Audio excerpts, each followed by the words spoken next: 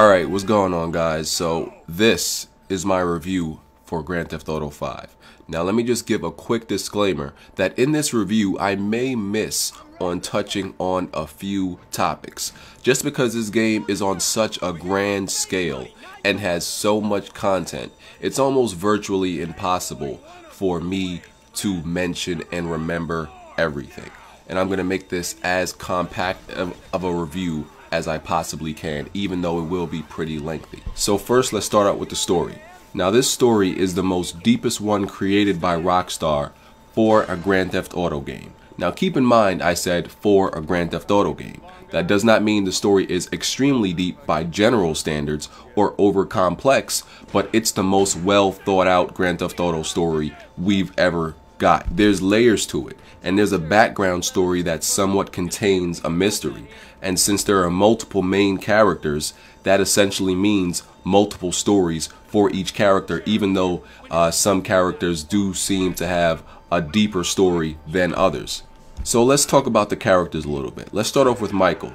Now Michael is an experienced bank robber, and he is kind of like this source of knowledge and wisdom, even though he has a lot of his own personal problems with himself and his dysfunctional family. But he is, I guess you could say, a real father figure, or that wise master figure in the game to multiple people, especially Frank. In a sense, you could say Michael was the main character out of the three because he did have the most developed, relevant story. And he's just a well-rounded character. He's a very well thought out and developed character. Now Trevor is this completely crazed, lunatic, vile, outlandish psycho. He's almost like the anti-Michael. He embodies everything that is the opposite of Michael in terms of the methods in which to accomplish anything. But it's weird because they have this like symbiotic relationship in which they absolutely need each other. And their synergy is just, amazing, really. The whole synergy of this complete team between Michael, Trevor, and Franklin just works. Now Franklin is like the most down-to-earth, practical character of the three. He's like the thread that holds Trevor and Michael together. He's the anchor of the team, essentially, because without him they would just fall apart and have killed each other. And like I mentioned earlier, I really like the relationship between Michael and Franklin. Franklin is really like, I guess you could say, Michael's student in training. It's, he's the Padawan, I guess you could say. Franklin is really ambitious, and he's just looking for a come up. He's looking for his opportunity to actually do something more, and Michael is like his pathway to actually advance his criminal career further from just being another average street hustler. Unfortunately, I would say Franklin did get the short stick when it comes to individual story and relevance, and that probably is contributed to the fact that Trevor and Michael did have a long history before. Early on in the game, his role isn't as obvious, but as you get further and further into the game, you start to see his purpose much more, and like I said, that's the anchor for this bank robbing and heist team. The supporting characters were also very well done. There were a few characters that I would say, I guess, annoyed me a little bit, that really made me feel like, wow, I really want to shoot you. But I guess that's actually a good thing that they were actually able to make me feel like that. The voice acting is really good quality. Rockstar did an amazing job with that. As we know, they went as far as hiring real gang members to do certain of these roles. Nothing seemed absolutely forced, even though some things were, emphasized and exaggerated. It still seemed very natural. So the voice acting was amazing. Now let's get into the missions, which are an extremely vital part of the game, almost the heart of Grand Theft Auto. Let me just say, the missions in this game are fantastic. Now let me make it known, even if I haven't made it known enough, I did not like Grand Theft Auto 4 at all.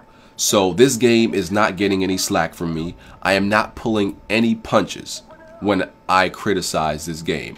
I loved the missions. Of course, there were missions that were much better than others, but the missions were just, there was just so much variety. They were fun. They were creative. Rockstar really thought out of the box. You know, I don't want to make it a comparison thing, but in Grand Theft Auto 4, I did not like the game at all. I thought there was literally one mission in Grand Theft Auto 4 that stood out to me. Every other mission to me was monotonous, boring, dull. It felt like a chore playing the missions in that game. Not with Grand Theft Auto 5. I had a hard time, and I was being a vulture. I admit I was being a vulture. I was looking for problems, like in missions, feeling the same. And I really can't say that I found a mission that I felt like this. I just played an exact mission just like this. I could not find a mission like that. Maybe one or two had, you know, similar concepts or, you know, similar end games, but no, each mission was just very unique, and I love that. And for major heist, they give you the opportunity to choose how you want to tackle your missions in heist setups. And aside from main missions, there are plenty of side missions for each character to do. You can do them during the game and after the game.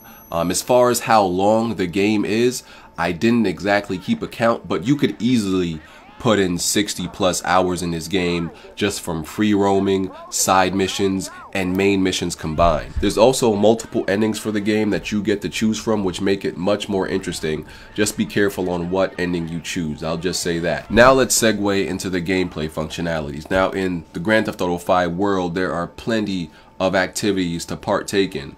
Just to name a good amount, and this is not even all of them, you can do sea shark races, tennis, darts, a triathlon, yoga, golf, street racing, ATV off-road racing, hunting. You could buy properties, invest in the stock market. Oh, and how could I forget? Of course, go to the strip club and find prostitutes, which is like a Grand Theft Auto pastime. The character customization is very well done. You can go to the barbershop, get different haircuts to change how your character looks, tattoos. There's plenty of clothing shops, so you can, you know, pick from what your character has in their wardrobe and what you want them to wear. And it's the same thing with car and gun customization. There is plenty that you can do to your car to outfit it to be exactly what you want it to be. They give you plenty of options in Los Santos Customs. The same things as I said with gun customization. The only slight problem I would say is attachments for the guns didn't have as huge of a bearing as, you know, obviously it's not going to have as huge of a bearing as attachments do in a game like Battlefield. It doesn't get that deep, you know, but it does have somewhat of a change in the impact on the gun that you put them on. The movement and aiming in this game is way more seamless, smooth, and just more natural than it was in its predecessors. Even though aiming isn't exactly one-to-one sometimes, it does seem like the aim moves sometimes after you know, may stop moving the analog stick, and that may have something to do with the amount of dead zone or aiming acceleration, which you cannot change. Now, I use free roam throughout the whole game because I believe that's how the game should be played. This is just my opinion, but I believe if you use anything other than free aim, you're letting the game play for you. You are not playing the game, because this game practically has a lock-on option that aims completely for you. And, you know, I feel you might as well not be playing the game because you're letting the game play for you if you do that. Also, the cover system works fairly well.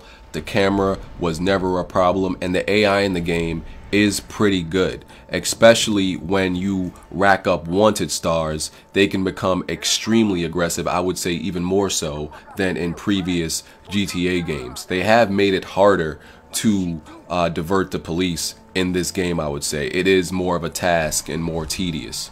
Now let me just go back into the driving and car topic a little bit. Rockstar, as we know, has changed the driving physics and mechanics from how they were in Grand Theft Auto 4. Now, they were more practical and realistic in 4. But for me, I didn't mind. It didn't bother me because I've never been one of those driving mechanics and physics zealots. You know, I've never been completely critical of driving in any GTA game at all. It's just not really something that bothers me. I just adjust to whatever the driving style is in any Grand Theft Auto game. In 4, it was obviously different. It was more grounded. It was more realistic. I got used to it. In 5, it's obviously different. I got used to it. It's not something that I really, notice while I'm playing. Some people, they play it and they notice it extremely, just not me. So the driving was not a problem for me, even though for, I guess you can say, the enthusiasts who are more tight-fisted, I guess you can say, for lack of a better word, it may bother them more than it bothers me. Now let's move on to the presentation of the game. The graphics and visuals in Grand Theft Auto 5 was a much talked about topic prior to its release because people wanted to know how it would really look, especially on this dated hardware. Grand Theft Auto 5 is a gigantic sandbox, as we know, reported to be bigger than the last 3 sandbox games made by Rockstar combined. So sacrifices had to be made in the graphics department because of this grand scale being on this extremely old hardware. But that does not mean I'm cutting them any slack. As a whole, the textures were average to mediocre, and even in some cases extremely poor. The draw distance in this game was decent. It was better than its predecessors. There were jaggies everywhere. I believe they only were able to use 2 times anti-aliasing in this game. The pop-ins were absolutely rampant everywhere, and the frame rate was not stable at 30. It could drop to lows of 22 in some instances. But on the plus side, the sound effects in the game were very well achieved. Now moving on to a few miscellaneous topics that were kind of cons that I had problems with was, one, the Grand Theft Auto 5 radio. The radio in GTA games have become this essential part of the game. It wouldn't be a Grand Theft Auto game without the radio stations and the songs. And I gotta say, even though there were definitely some hits, the songs and the radio stations weren't terrible. I think I enjoyed the radio the least in GTA 5 out of any Grand Theft Auto game. Besides from a few standout songs, it really failed to capture me. Also, this is just a minor problem. This is nothing serious. I don't know why they didn't include on the Grand Theft Auto 5 map the places where you can independently rob, like grocery stores, gas stations. You had to go around and find them yourself. And, this is not necessarily, like I said, a huge problem, but I feel as if they put everything else on the map and they tell you where everything else is. I don't know why they wouldn't tell you where those are. And lastly, I don't know if it was only me, but I was given the impression that you would be able to plan your own heist in the single player for the game. Apparently you'll be able to do it in the multiplayer though, but I was kind of disappointed when I learned you couldn't actually plan your own heist missions with the characters in the game. I thought that would have been a great addition, even if it was only a few designated spots on the map where you could plan your own heist on. That would have still been fine in my opinion. But overall, Grand Theft Auto 5 is an amazing experience. It's fun, it's ambitious, it is a must-play game. It is an absolute must-play. Rockstar has definitely crafted themselves another masterpiece with very few problems, and that's why I give Grand Theft Auto 5 a 9.5 out of 10. That is my review. Thank you for watching. Please leave all thoughts and opinions in the comment section. I'm out of here, y'all. Peace.